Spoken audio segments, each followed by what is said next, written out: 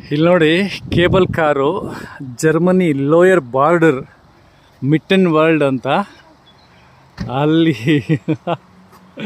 ಎಷ್ಟು ಜನ, ಒಂದು 20 ಜನ ಇದ್ದಾರೆ ಅನಿಸುತ್ತೆ.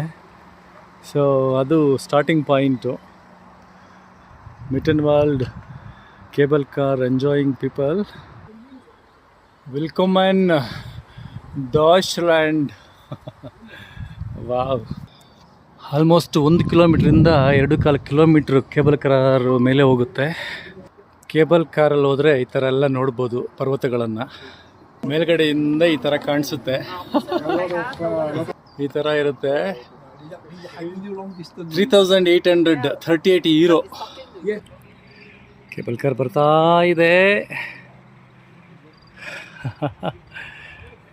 ಬಂತು ಬಂತು ಬಂತು ಬಂತು. ಬಾರ್ ವೆಂಡೆಲ್ ಬಾನ್ ಅಂತ ಇದ್ರ ಹೆಸರು.